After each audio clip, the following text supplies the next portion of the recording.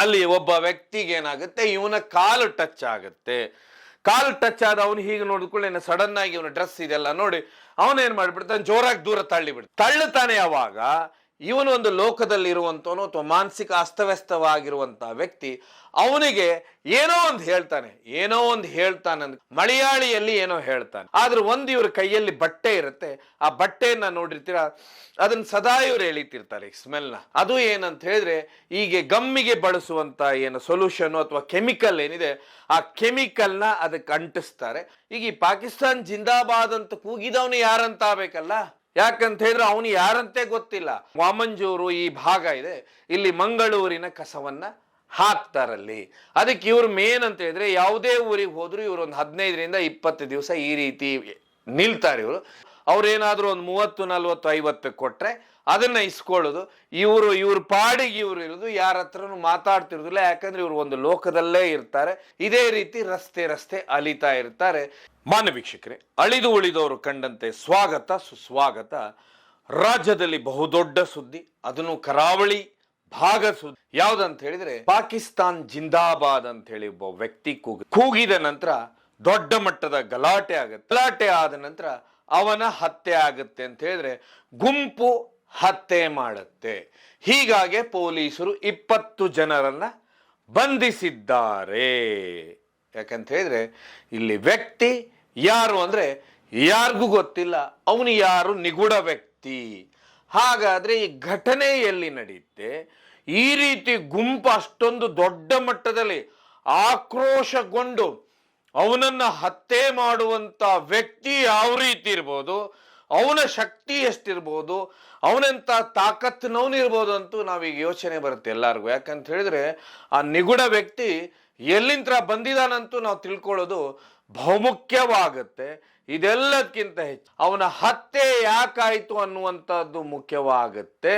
ಇದೆಲ್ಲದಕ್ಕಿಂತ ಹೆಚ್ಚಾಗಿ ಇಲ್ಲಿ ಒಂದಲ್ಲ 2 ಕಂಪ್ಲೇಂಟ್ಗಳ. ಯಾಕೆ 2 ಕಂಪ್ಲೇಂಟ್ ಆಗುತ್ತೆ, ಏನಾಗುತ್ತೆ ಅಂತ ನೋಡ್ತಾ ಹೋಗುವ ಬನ್ನಿ. ಹಾಗಾದ್ರೆ ಈ ಘಟನೆ ಎಲ್ಲಿ ನಡೆಯುತ್ತಂದ್ರೆ, ಮಂಗಳೂರಿನಿಂದ ಮೂಡುಬಿದ್ರಿ ರಸ್ತೆ ಏನಿದೆ, ಇಲ್ಲಿ ಬರುವಂತದ್ದು ಕುಡುಪು ದೇವಸ್ಥಾನ ಅಂತ ಹೇಳಿದ್ರೆ ವಾಮಂಜೂರು ಒಂದು ಸೈಡ್ ಆದ್ರೆ, ಇನ್ನೊಂದು ಕಡೆ ಪಚ್ಚಿನಡಕ ಅಂತ ಹೇಳಿ ಏರಿಯಾ ಇದೆ. ಈ ಏರಿಯಾದ ವಿಶೇಷತೆ ಏನಂತ ಹೇಳಿ ಅಂದ್ರೆ, ಈ ವಾಮಂಜೂರು ಭಾಗದಲ್ಲಿ ಮಂಗಳೂರಿನ ಕಸ ಏನಿದೆ ಅದನ್ನ ಎಲ್ಲ ತಗೊಂಡೋಗಿ ಅಲ್ಲಿ ಡಂಪ್ ಮಾಡ್ತಾರೆ. ಅಂದ್ರೆ ಅಲ್ಲಿ ಕಸವನ್ನ ರೀಸೈಕಲ್ ಮಾಡುವಂತದ್ದು ಸುಮಾರು ಗುಜರಿ ಅಂಗಡಿಗಳು ಎಲ್ಲ ಈ ಭಾಗದಲ್ಲಿದೆ. ಅದೇ ರೀತಿನೇ ಪಚ್ಚಿನಡ್ಕ ಇದೆಲ್ಲ ಭಾಗ ಬಂದ್ಬಿಟ್ರೆ ಇಲ್ಲಿ ಸುಮಾರು ಅಂತ ಹೇಳಿದ್ರೆ ಏರಿಯಾಗಳಿದೆ. ಇಲ್ಲಿ ಇರುವಂತಹದ್ದೇ ತುಂಬಾ ಪ್ರತಿಷ್ಠಿತ ಫೇಮಸ್ ದೇವಸ್ಥಾನ ಅಂತ ಹೇಳಿದ್ರೆ ಕುಡುಪು ದೇವಸ್ಥಾನ. ಇದರ ಮುಂಭಾಗದಲ್ಲಿ ಒಂದು ಗ್ರೌಂಡ್ ಇದೆ. ಇಲ್ಲಿ ಪ್ರತಿ ಶನಿವಾರ ಭಾನುವಾರ ಬಂತಂತ ಹೇಳಿದ್ರೆ ಏನು ಒಂದು ಕರಾವಳಿ ಅಂತ ಹೇಳಿದ್ರೆ 20, 18, 20, 25 ವಯಸ್ಸಿನ ಹುಡುಗರೆಲ್ಲ ಕ್ರಿಕೆಟ್ ಟೂರ್ನಮೆಂಟು ಆಡ್ತಾ ಇರ್ತಾರೆ. ಈ ಭಾಗದಲ್ಲಿ ಸುಮಾರು ಜನನಿಬಿಡ ಭಾರಿ ಗದ್ದಲ, ಯಾವಾಗೂ ಕ್ರಿಕೆಟ್ ಆಡುವಂತ ಹುಡುಗರೇ ಇಲ್ಲಿ ಸೇರಿರ್ತಾರೆ. ಅದೇ ರೀತಿನೇ ಇದೇ ರವಿವಾರ ಅಲ್ಲಿ ಸುಮಾರು ಜನ ಸೇರಿರ್ತಾರೆ. ಸೇರಿದಂಥದ್ದು ಸಂಜೆ 4, 4:15, 5 ಗಂಟೆ ಆಗಿರುತ್ತೆ. 5 ಗಂಟೆಗೆ ಒಂದು ಪೊಲೀಸರಿಗೆ ಫೋನ್ ಬರುತ್ತೆ, ಇಲ್ಲೊಂದು ಡೆಡ್ ಬಾಡಿ ಬಿದ್ದಿದೆ. ಆಗ ಏನಾಗುತ್ತೆ, ಆ ಜಾಗಕ್ಕೆ ಹೋಗ್ತಾರೆ. ಆದ್ರೂ ಸುಮಾರು ಜನ ಕ್ರಿಕೆಟ್ ಆಡೋರು ಅಲ್ಲಿ ಯಾರೂ ಇರುವುದಿಲ್ಲ, ಸಂಪೂರ್ಣವಾಗಿ ಖಾಲಿ ಇರುತ್ತೆ. ಆ ಏರಿಯಾದ ಅಲ್ಲೆಲ್ಲಿ ಜನ ಇರ್ತಾರೆ. ಜನ ಇದ್ಕೊಳ್ಳಿ ಪೊಲೀಸರು ನೋಡ್ತಾರೆ, ತುಂಬಾ ವಿಚಿತ್ರವಾಗಿ ಹೆಣ ಇರುತ್ತೆ ಅಂತ ಹೇಳಿದ್ರೆ, ಒಬ್ಬ ವ್ಯಕ್ತಿ ಅಂತ ಹೇಳಿದ್ರೆ ನೀವೇನಾದ್ರೂ ಚಿಂದಿಯಾಯೋನು ಅಥವಾ ಬೇರೆ ತರ ಮಾನಸಿಕ ಅಸ್ತವ್ಯಸ್ತ ಯಾರಿರ್ತಾರೆ ಆ ರೀತಿಯಾದಂತ ನೋಡುವ ಹೊತ್ತಿಗೆ ಆ ಡೆಡ್ ಬಾಡಿ ಕಾಣಿಸುತ್ತೆ. ಯಾಕಂದ್ರೆ ಏನೋ ಒಂದು ಅಸಹಜವಾಗಿ ಸತ್ ಹೋಗಿದಾನೋ ಏನೋ ಅಂತ ಹೇಳಿ. ಆಗ ಪೊಲೀಸರು ಅಲ್ಲಿದ್ದಂತ ಒಬ್ಬ ವ್ಯಕ್ತಿಯವ್ರನ್ನ ಕರೀತಾರೆ. ಕರೆದೇನ್ ಹೇಳ್ತಾರೆ, UDR ಅನ್ನೋದೊಂದು ಕಂಪ್ಲೇಂಟ್ ತಗೊಳ್ಬೇಕಾಗಿರುತ್ತೆ, ಅಂದ್ರೆ ಅನ್ಯಾಚುರಲ್ ಡೆತ್ ರಿಪೋರ್ಟ್ ಅಂತ ಹೇಳಿ. ಸೊ ಹೀಗಾಗಿ ಆ ಒಂದು ಕಂಪ್ಲೇಂಟ್ ನ ತಗೊಳ್ತಾರೆ. ತಗೊಂಡಂತವ್ರು ಅಲ್ಲಿದ್ದಂಥವ್ರಿಗೆಲ್ಲ ಕೇಳ್ತಾರೆ, ಈ ವ್ಯಕ್ತಿ ನಿಮ್ಗೆ ಯಾರಾದ್ರೂ ಪರಿಚಯನಾ, ಇವನು ಯಾರು ಏನು ಅಂತೆಲ್ಲ ಕೇಳ್ತಾರೆ. ಆದ್ರೆ ಯಾರು ಅದಕ್ಕೆ ನಮ್ಗೆ ಯಾರಿಗೂ ಗೊತ್ತಿಲ್ಲ, ನಮಗ್ ಪರಿಚಯನೇ ಇಲ್ಲ ಅಂತಾರೆ. ಹಾಗಾದ್ರೆ ಇವನು ಹೇಗೆ ಸತ್ತ ಅಂದ್ರೆ, ಗೊತ್ತಿಲ್ಲ ಸರ್, ಹೀಗೇನೆ ಅಲ್ಲೇ ನೋಡಿ ಹಾಗೆ ನ್ಯಾಚುರಲ್ ಅಂತ ಹೇಳಿದ್ರೆ ಅಲ್ಲೇ ಬಿದ್ದು ಅಲ್ಲೇ ಸತ್ತೋಗ್ಬಿಟ್ಟಿದ್ದಾನೆ ಅಂತ ಹೇಳ್ತಾರೆ. ಸೊ ಇದೆಲ್ಲ ಆ ಕಂಪ್ಲೇಂಟ್ ನ ತಗೊಳ್ತಾರೆ. ತಗೊಂಡಾದ ನಂತರ ಆಸ್ಪತ್ರೆಗೆ ಬರ್ತಾರೆ. ಆಸ್ಪತ್ರೆಯಲ್ಲಿ PM ಅಂದ್ರೆ ಪೋಸ್ಟ್ ಮಾರ್ಟಮ್ ಮಾಡೋದಕ್ಕೆ ಡಾಕ್ಟರ್ ಬರ್ತಾರೆ. ನಿಮ್ಗೆ ಗೊತ್ತು, ಡಾಕ್ಟರ್ ಅಂತ ಹೇಳಿದ್ರೆ ಎಷ್ಟು ಎಕ್ಸ್ಪರ್ಟ್ಸ್ ಇರ್ತಾರೆ PM ಮಾಡುವಂಥವ್ರು. ಯಾಕಂದ್ರೆ ಸಾವಿರಾರು ಹೆಣಗಳ ಪೋಸ್ಟ್ ಮಾರ್ಟಮ್ ಮಾಡಿರ್ತಾರೆ. ಹೀಗಾಗಿ ಈ ವ್ಯಕ್ತಿಯ ಆಕಾರ ವಿಚಿತ್ರವಾಗಿರುತ್ತೆ. ಆದ್ರೆ ಅವರು ಯಾವಾಗ ಪೋಸ್ಟ್ ಮಾರ್ಟಮ್ ಸ್ಟಾರ್ಟ್ ಮಾಡ್ತಾರೆ, PM ರಿಪೋರ್ಟ್ನ ಶುರು ಮಾಡ್ತಾರೆ, ಆಗ ಅವರಿಗೆ ಒಂದು ಶಾಕ್ ಬರುತ್ತೆ. ಅದು ಏನಂತ ಹೇಳಿದ್ರೆ, ಏನು ಇಂಟರ್ನಲ್ ಒಳಗಿನ ಅಂಗಾಂಗಗಳಿದಾವೆ ಏಟು ಬಿದ್ದಿರುತ್ತೆ, ಇಲ್ಲಿ ಜೋರಾಗಿ ಬಲವಾಗಿ ಏಟು ಬಿದ್ದಿರುತ್ತೆ. ಒಂದು ಮರ್ಮಾಂಗದ ಪ್ರದೇಶ ಇರ್ಬೋದು ಅಥವಾ ಕತ್ತಿನ ಭಾಗ ಇರ್ಬೋದು, ಹೀಗೆಲ್ಲ ಭಾಗದಲ್ಲಿ ಸಿಕ್ಕಾಪಟ್ಟೆ ಏಟು ಬಿದ್ದಿರುತ್ತೆ. ಹೀಗಾಗಿ ಪೊಲೀಸ್ ಆಫೀಸರ್ಗೆ ಅವ್ರು ಹೇಳ್ತಾರೆ, ಸರ್ ಇದು ಇಲ್ಲಿ ಏನಂತ ಹೇಳಿದ್ರೆ ಈ ವ್ಯಕ್ತಿಯನ್ನ ಭೀಕರವಾಗಿ ಥಳಸಿ ಹತ್ಯೆ ಮಾಡಿದ್ದಾರೆ, ಅಂದ್ರೆ ಸುಮಾರು ಜನ ಸೇರಿ ಈ ವ್ಯಕ್ತಿಯನ್ನ ಕೊಂದಿದ್ದಾರೆ ಅನ್ನುವಂಥದ್ದು ಹೇಳಿದ ನಂತರ ಏನಾಗುತ್ತೆ ಮತ್ತೆ ಪೊಲೀಸರು ಯಾವ ಜಾಗ ಅಂತ ಹೇಳಿದ್ರೆ ಆ ಕುಡುಪು ದೇವಸ್ಥಾನದ ಮುಂಭಾಗ ಏನಿದೆ, ಈ ಮುಂಭಾಗದ ಏರಿಯಾಗಳಲ್ಲೆಲ್ಲ ಮತ್ತೆ ಅವ್ರೇನಂದ್ರೆ ಪರಿಶೀಲನೆ ಶುರು ಮಾಡ್ತಾರೆ. ಶುರು ಮಾಡಿದ ನಂತರ ಯಾರು ಏನು ಎಲ್ಲ ವಿಚಾರ ಎಲ್ಲ ಜನರನ್ನ ವಿಚಾರಿಸ್ಲಿಕ್ಕೆ ಶುರು ಮಾಡ್ತಾರೆ. ಆಗ ಒಬ್ಬ ವ್ಯಕ್ತಿಯನ್ನ ಮತ್ತೊಬ್ಬ ವ್ಯಕ್ತಿ ಬರ್ತಾನೆ. ಆ ವ್ಯಕ್ತಿ ಇನ್ನೊಂದು ಕಂಪ್ಲೇಂಟ್ ಕೊಡ್ತಾನೆ, ಹೌದು ಸರ್, ಈ ವ್ಯಕ್ತಿಗೆ ಜನ ಇಲ್ಲಿ ತಳಿಸಿದ್ರು. ಯಾಕೆ ತಳಿಸಿದ್ರು ಅಂದ್ರೆ ಇವನು ಪಾಕಿಸ್ತಾನ್ ಜಿಂದಾಬಾದ್ ಅಂತ ಕೂಗಿದ ಅಂತದ್ದು ಹೇಳ್ತಾನೆ. ಹೇಳಿದ ಕೂಡಲೇ ಇನ್ನೊಂದು ಕಂಪ್ಲೇಂಟ್ ನ ತಗೊಳ್ತಾರೆ. ಈ ಕಂಪ್ಲೇಂಟ್ ತಗೊಂಡ ನಂತರ ಈಗ ಈ ಪಾಕಿಸ್ತಾನ್ ಜಿಂದಾಬಾದ್ ಅಂತ ಕೂಗಿದವನು ಯಾರಂತ ಆಗ್ಬೇಕಲ್ಲ. ಯಾಕಂತ ಹೇಳಿದ್ರೆ ಅವನು ಯಾರಂತೆ ಗೊತ್ತಿಲ್ಲ, ಅವನ ಕಡೆಯವರು ಯಾರು ಬಂದಿಲ್ಲ ಅಲ್ಲಿಗೆ, ಆಸ್ಪತ್ರೆಯಲ್ಲಿ ಅವನ ಡೆಡ್ ಬಾಡಿ ಇದೆ.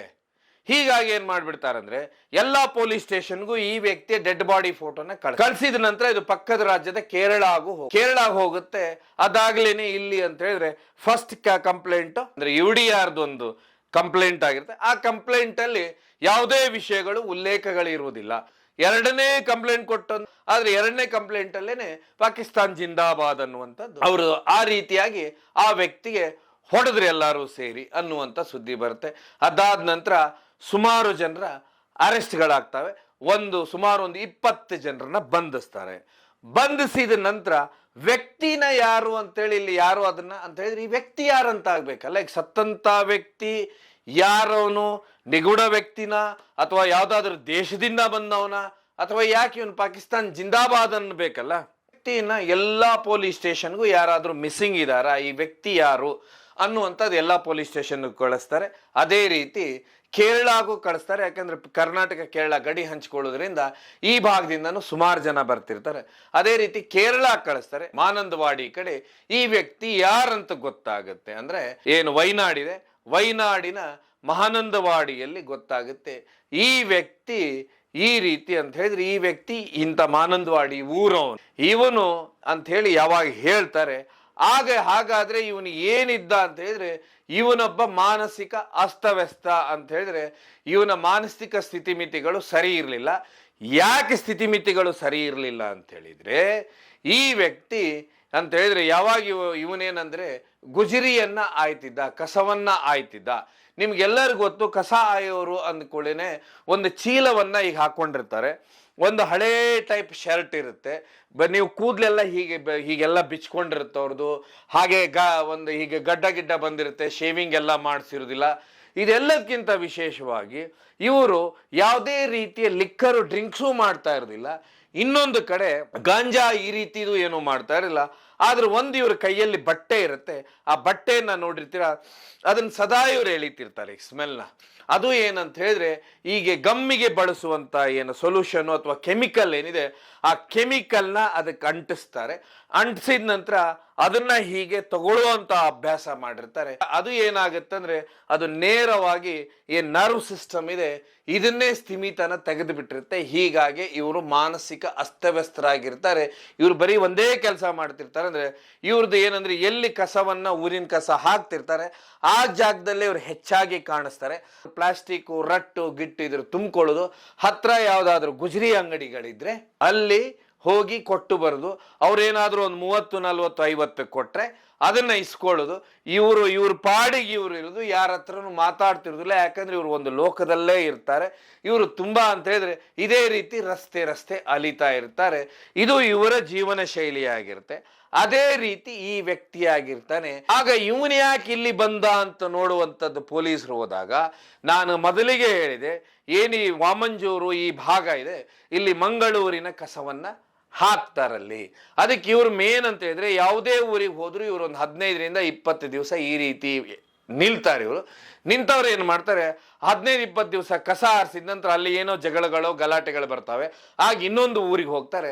ಅದೇ ರೀತಿ ಇವನು ಕಳೆದ ವರ್ಷಗಳಿಂದ ಇವನು ಮನೆ ಬಿಟ್ಟಿರ್ತಾನೆ. ಈ ಭಾಗಕ್ಕೆ ಬಂದಂದ್ರೆ ಇಲ್ಲಿ 15 ದಿವಸ ಆಗಿರುತ್ತೆ. 15 ದಿವಸ ಆಗಿದವನು ಇಲ್ಲಿ ಚಿಂದಿಯನ್ನ ಆಯ್ತಾ ಇರ್ತಾನೆ.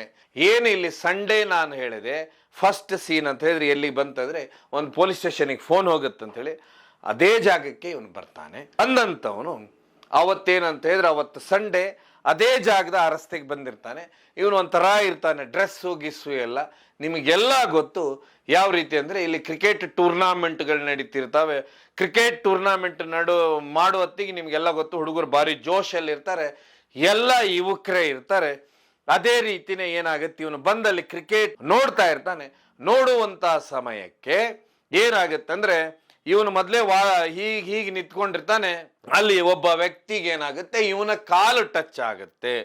ಕಾಲು ಟಚ್ ಆದ ಅವನು ಹೀಗೆ ನೋಡಿದ್ಕೊಳ್ಳಿ, ಸಡನ್ ಆಗಿ ಇವನ ಡ್ರೆಸ್ ಇದೆಲ್ಲ ನೋಡಿ ಅವನೇನ್ ಮಾಡ್ಬಿಡ್ತಾನೆ, ಜೋರಾಗಿ ದೂರ ತಳ್ಳುತ್ತಾನೆ. ಅವಾಗ ಇವನು ಒಂದು ಲೋಕದಲ್ಲಿ ಇರುವಂತವನು ಅಥವಾ ಮಾನಸಿಕ ಅಸ್ತವ್ಯಸ್ತವಾಗಿರುವಂತ ವ್ಯಕ್ತಿ, ಅವನಿಗೆ ಏನೋ ಒಂದು ಹೇಳ್ತಾನೆ ಅಂದ್ಕೊಳ್ಳೇನೆ. ಯಾಕಂತ ಹೇಳಿದ್ರೆ, ಅಲ್ಲಿರುವಂತ ವ್ಯಕ್ತಿಗಳು ಇಲ್ಲಿಯ ಕನ್ನಡ ಭಾಷೆಯನ್ನ ಮಾತಾಡಿದ್ರೆ, ಈ ವ್ಯಕ್ತಿ ಮೂಲತಃ ಕೇರಳದವನಾಗಿದ್ರಿಂದ ಮಲಯಾಳಿಯಲ್ಲಿ ಏನೋ ಹೇಳ್ತಾನೆ ಅಂತ ಹೇಳಿದ್ರೆ, ಅವನಿಗೇನೋ ಆ ಟೈಮಿಗೆ ತೋಚುತ್ತೆ, ಅದನ್ನ ಮಲಯಾಳಿಯಲ್ಲಿ ಹೇಳ್ತಾನೆ. ಯಾವಾಗ ಹೇಳ್ತಾನೆ, ಇವನು ಮೊದಲೇ ಗೊತ್ತಲ್ಲ ನಿಮ್ಗೆ, ಕ್ರಿಕೆಟ್ ಆಡುವತ್ತಿಗೆ ಜೋಶ್ ಹೇಗಿರುತ್ತೆ ಹುಡುಗರದ್ದು ಎಲ್ಲರದು ಅಂತೇಳಿ, ಆ ವ್ಯಕ್ತಿ ಹೋಗಿ ಅವನನ್ನ ಹೊಡಿಲಿಕ್ಕೆ ಶುರು ಮಾಡ್ತಾನೆ. ಆಗ ಇದ್ದು ಬಿದ್ದವರೆಲ್ಲ ಏನಂತೇಳಿ ಆಳಿಗಂದ್ರೆ ಒಂದು ಏಟ್ ಹೊಡಿತಾರೆ. ಆದ್ರೆ ಇಲ್ಲಿ ಮೊದಲೇ ಇವರು ಈ ರೀತಿ ಇರುವಂತವರ ದೇಹನೂ ಸ್ವಲ್ಪ ವೀಕ್ ಆಗಿರುತ್ತೆ. ಯಾಕಂತ ಹೇಳಿದ್ರೆ, ಇವರು ಸರಿಯಾಗಿ ಊಟ ಗೀಟ ಎಲ್ಲ ಇರೋದಿಲ್ಲ. ಅಲ್ಲೇ ಕೊನೆ ಉಸಿರು ಚೆಲ್ತಾನೆ. ಯಾವಾಗ ಚೆಲ್ತಾನೆ, ಆಗ ಎಲ್ಲರೂ ಅಲ್ಲಿದ್ದಂಥವ್ರೆಲ್ಲ ಜಾಗ ಅಂದ್ರೆ ಖಾಲಿ ಮಾಡಿಬಿಡ್ತಾರೆ. ಜಾಗ ಖಾಲಿ ಮಾಡಿದ ನಂತರನೇ ಅಲ್ಲಿ ವ್ಯಕ್ತಿ ಬರುವಂಥದ್ದು ಯಾವಾಗ ಪೊಲೀಸರಿಗೆ ಹೋಗುತ್ತೆ, ಇಲ್ಲೊಂದೇನೋ ಒಂದು ಅಂತೇಳಿ ಒಂದೇ ಡೆಡ್ ಬಾಡಿ ಹೆಣ ಬಿದ್ದಿದೆ ಅಂತೇಳಿ. ಆಗ ಆ ಡೆಡ್ ಬಾಡಿಯನ್ನು ನೋಡಿದಾಗ ಪೊಲೀಸರಿಗೆ ಈ 2 ಕಂಪ್ಲೇಂಟ್ ಅಂದ್ರೆ, ಮೊದಲಿಗೆ ಇವನೇನೋ ನ್ಯಾಚುರಲ್ ಆಗಿ ಸತ್ತಿದಾನೋ ಏನೋ ಅಂತ ಫಸ್ಟ್ ಇರುತ್ತೆ. ಅಂದ್ರೆ ನಂತರ ಇದಾಗುತ್ತೆ, ಇದು ಗುಂಪು ಸೇರಿ ಅಂದ್ಮೇಲೆ ಈ ರೀತಿ ಹಲ್ಲೆ ಆಗಿದೆ ಅಂತ ಹೇಳಿ. ಆಗ ಬರುವಂಥದ್ದು ಪಾಕಿಸ್ತಾನ್ ಜಿಂದಾಬಾದ್ ಅಂತ 2ನೇ ಕಂಪ್ಲೇಂಟ್ ಅಲ್ಲಿ ಸೇರುತ್ತೆ. ಯಾಕಂತ ಹೇಳಿದ್ರೆ, ಇಲ್ಲಿ ಯಾಕೆ ಇವನನ್ನ ಹೊಡೆದ್ರಿ ಅಂತ ಪ್ರಶ್ನೆ ಮಾಡಿದಾಗ ಅಲ್ಲಿ ಆ ಕಂಪ್ಲೇಂಟ್ ಅಲ್ಲಿ ಉತ್ತರ ಬರುವಂತದ್ದು. ಆದ್ರೆ ಈಗ ಸತ್ತವನು ಏನು ಹೇಳಿಲ್ಲ, ಅವನು ಯಾಕೆ ಸತ್ತಂತೂ ಗೊತ್ತಿಲ್ಲ. ಆದ್ರೆ ಕೇವಲ ಅವನ ಕಾಲಿಗೆ ಟಚ್ ಆಗುತ್ತೆ. ಟಚ್ ಆದ ಕೂಡಲೇ ಅವನನ್ನು ಬೀಳ್ತಾನೆ. ಬಿದ್ದ ಕೂಡ್ಲೇನೆ ಅವನು ಮಲಯಾಳಿಯಲ್ಲಿ ಬೈತಾನೆ. ಇವನಿಗೆ ಮಲಯಾಳಿ ಅರ್ಥ ಆಗುದಿಲ್ಲ, ಇವನೇನೋ ಹೇಳಲಿಕ್ಕೆ ಹೋಗ್ತಾನೆ. ಆಗ ಇವನು ಹೊಡಿತಾನೆ. ಆಗ ಇನ್ನು ಅಲ್ಲಿದ್ದಂಥವ್ರು ಒಂದು 4 ಏಟ್ ಹಾಕ್ತಾರೆ. ಹೀಗಾಗಿ ಇವನಲ್ಲಿ ಕೊನೆ ಉಸಿರು ಎಳಿತಾನೆ. ಕೊನೆ ಉಸಿರು ಎಳೆದ ನಂತರ ಇವನು ಡೆತ್ ಆಗಿ 3-4 ದಿವಸನೂ ಇವನು ಯಾರನ್ನೋದೇ ಗೊತ್ತಾಗಿಲ್ಲ. ತುಂಬಾ ವಿಚಿತ್ರ. ಅದಾದ ಮೇಲೆ ಪೊಲೀಸರು ಏನ್ ಮಾಡ್ತಾರೆ ಅಂದ್ರೆ, ಇದು ಸಂಪೂರ್ಣವಾಗಿ ತನಿಖೆ ಮಾಡಿ ಇಲ್ಲಿವರೆಗೆ 20 ಜನರನ್ನ ಬಂಧಿಸಿದ್ದಾರೆ. ತುಂಬಾ ಇಲ್ಲಿ ಯೋಚನೆ ಮಾಡಬೇಕು. ಮೊದಲು IPS ಕಾನೂನಿತ್ತು, ಈಗ BNS ಕಾನೂನಿದೆ, ಭಾರತ ನ್ಯಾಯ ಸಂಹಿತ ಕಾನೂನು ಏನಿದೆ. ಇದರಲ್ಲಿ ಗುಂಪು ಘರ್ಷಣೆ ಅಂದ್ರೆ 5 ಜನಕ್ಕಿಂತ ಹೆಚ್ಚಿದ್ದು ಒಬ್ಬ ವ್ಯಕ್ತಿಯ ಮೇಲೆ ದಾಳಿ ಮಾಡಿದ್ರೆ ಅಂತ ಹೇಳಿದ್ರೆ, ಇದರಲ್ಲಿ ಬರುವಂತದ್ದಂತ ಹೇಳಿದ್ರೆ, ಇಲ್ಲಿ ಎಲ್ಲರಿಗೂ ಒಂದೇ ಕಾನೂನು. ಯಾಕಂದ್ರೆ ಮೊದಲು ಹೇಗಿತ್ತಂದ್ರೆ, ಮೊದಲಿನ ಕಾನೂನು, ಈ ಕಾನೂನಲ್ಲಿ ಒಬ್ಬ ದಾಳಿ ಮಾಡದಂತ ಒಬ್ಬ ಮೊದಲ ವ್ಯಕ್ತಿ ಯಾರಿರ್ತಾನಂದ್ರೆ ಅವನಿಗೆ ಹೊಡೆದ ಅವನೇ ಏಟಿನಿಂದ ಸತ್ತಿರ್ತಾನೆ, ಅವನಿಗೆ ಜೀವಾವಧಿ ಶಿಕ್ಷೆ. ಆದ್ರೆ ಇನ್ನು ಉಳಿದಂಥವ್ರಿಗೆ ಬೇರೆ ಬೇರೆ ಅಂತ ಶಿಕ್ಷೆಗಳು ಅಥವಾ ಬಿಡುಗಡೆ ಆಗ್ತಿತ್ತು. ಆದ್ರೆ ಈಗ ಬಂದಿರುವಂತ ಕಾನೂನಿನಲ್ಲಿ ಇಲ್ಲಿ ಏನಾಗುತ್ತಂದ್ರೆ, ಒಬ್ಬನಿಗೆ ಏನಾಗುತ್ತೆ, ಎಲ್ಲರಿಗೂ ಅದೇ ಶಿಕ್ಷೆ ಮೊದಲು ಇಲ್ಲಿ ಯುವಕರು ಮೊದಲು ಅರ್ಥ ಮಾಡ್ಕೋಬೇಕು, ಈ ರೀತಿಯ ಸಂಶಯಾಸ್ಪದ ವ್ಯಕ್ತಿಗಳು ಅಥವಾ ಅವ್ರು ಏನಾದರೂ ಕರೆದಿದ್ರೆ, ನೀವೆಲ್ಲ 112 ಇಲ್ವಾ, ಸಂಚಾರಿ ಪೊಲೀಸ್ ಠಾಣೆ ಅಂತಾರದಕ್ಕೆ, ನೀವಿದ್ದ ಜಾಗಕ್ಕೆ ಬಂದು ಕಂಪ್ಲೇಂಟ್ ತಗೊಂಡು ಯಾರು ಇದಾನ ಆರೋಪಿ ಅವನನ್ನ ತಗೊಂಡು ಹೋಗ್ತಾರೆ. ಅದಾದ ಮೇಲೆ ನಿಮ್ಗೆ ಅಲ್ಲಿ ಏರಿಯಾದಲ್ಲೂ ಒಂದು ಪೊಲೀಸ್ ಸ್ಟೇಷನ್ ಇರುತ್ತೆ. ಫೋನ್ ಮಾಡಬೇಕು. ಯಾಕಂತ ಹೇಳಿದ್ರೆ ದಕ್ಷಿಣ ಕನ್ನಡ ಜಿಲ್ಲೆ ಅಂದ್ರೆ ವಿದ್ಯಾವಂತರ ತವರು, ಬುದ್ಧಿವಂತರು ಇರುವಂತಹದ್ದು. ಹಾಗೆ ಈಗ ಒಂದು ಕೇಸ್, ಕ್ರಿಮಿನಲ್ ಕೇಸ್ ಅಂತ ಹೇಳಿದ್ರೆ ಇವರ ಇದೇನಾಗುತ್ತೆ, ಅಲ್ಲಿದ್ದಂಥವರ ಫ್ಯೂಚರ್ಗಳೇನಾಗ್ತಾವ ಅನ್ನೋದು ಬಹುಮುಖ್ಯ. ಇದೆಲ್ಲದಕ್ಕಿಂತ ಹೆಚ್ಚಾಗಿ ಈ ರೀತಿಯ ಪ್ರವೃತ್ತಿಗಳು ಯಾವಾಗ ಶುರುವಾದವು ಅಂತೇಳಿ, ಯಾಕಂದ್ರೆ ಈಗ ಯಾವ ವ್ಯಕ್ತಿಯದ್ದು ಯಾರಂತೆ ಐಡೆಂಟಿಫೈ ಆಗುವುದಿಲ್ಲ. ಈಗ ಇವತ್ತು ಐಡೆಂಟಿಫೈ ಆಗುತ್ತೆ. ಅವನು ಕೇರಳದ ವೈನಾಡ್, ಅವನ ಅಶ್ರಫ್ ಅಂತ ಹೇಳಿ. ಆಮೇಲೆ ತುಂಬಾ ವಿಚಿತ್ರ ಅಂತ ಹೇಳಿದ್ರೆ ಅವನ ಫೋಟೋಗಳೇನೀಗ ಹರಿದಾಡ್ತಾ ಇದಾವೆ, ಅದು ಅವನು ಮನೆ ಬಿಟ್ಟಾಗಂದ್ರೆ ಅವನು ಹೆಂಗಿದ್ದಾಗ ಫೋಟೋ ತೆಗ್ದಿರೋದು. ಈ ವ್ಯಕ್ತಿಗೆ 35ರಿಂದ 40 ವರ್ಷ. ಇವನು ಸಂಪೂರ್ಣವಾಗಿ ಇವನ ಡೆಡ್ ಬಾಡಿ ನೋಡಿದಾಗ ಗೊತ್ತಾಗುತ್ತೆ ಮಾನಸಿಕ ಅಸ್ತವ್ಯಸ್ತನಾಗಿ, ಅಂದ್ರೆ ವಿಚಿತ್ರವಾಗಿದ್ದ. ಇವು ಎಲ್ಲೋ ಒಂದ್ ಕಡೆ ಇಲ್ಲೆಲ್ಲ ಮೀಸೆಗಳಿರ್ಲಿಲ್ಲ, ಇಲ್ಲೆಲ್ಲ ಕೂದ್ಲ ಹೀಗಿತ್ತು, ಈ ರೀತಿ ಇವನ ಮುಖಚೇಹರೆ ಇತ್ತು.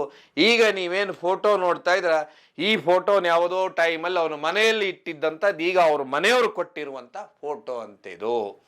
ಸೊ ಹಾಗಾದ್ರೆ ನಮ್ಮ ಮನಸ್ಥಿತಿಗಳು ಎಲ್ಲಿಗೆ ಬಂದು, ಯಾಕಂದ್ರೆ ನಾವು ಇಲ್ಲಿ ಮೊದಲು ಯೋಚನೆ ಮಾಡಬೇಕಾಗಿದ್ದು, ಈ ರೀತಿ ಯಾವುದೋ ದೇಶದಲ್ಲಿ ಅಂತ ಹೇಳಿದ್ರೆ, ಅಂದ್ರೆ ತಾಲಿಬಾನ್ ಅಂತ ದೇಶಗಳಲ್ಲಿ ಗುಂಪು ಸೇರಿ ಜನರನ್ನ ಹೊಡೆಯುವಂತಹದ್ದು ಇವೆಲ್ಲ ನಾವು ನೋಡ್ತಾ ಇದ್ದು.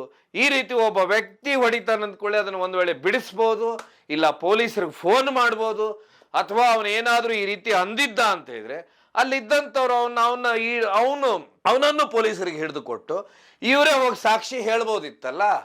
ಆದ್ರೆ ಈಗ ಅಲ್ಲಿ ಅವನ ವ್ಯಕ್ತಿನೇ ಸತ್ತ ಹೋಗ್ಬಿಟ್ಟಿದ್ದಾನೆ. ಈಗ ಸಾಕ್ಷಿ ಯಾರಿರ್ತಾರೆ? ಅವನು ಹಾಗೆ ಹೇಳಿದಾನ ಅನ್ನೋದಕ್ಕೆ ಬೇಕಲ್ಲ, ಯಾರು ಹೇಳಿದಾನಂತ. ಈಗ ಹೊಡೆದಂತವ್ನು ಹೇಳೋದು ಅವನು ಬಚಾವ್ ಆಗೋದಕ್ಕೆ ಅಂತಾರೆ ಎಕ್ಸ್ಪರ್ಟ್ಸು.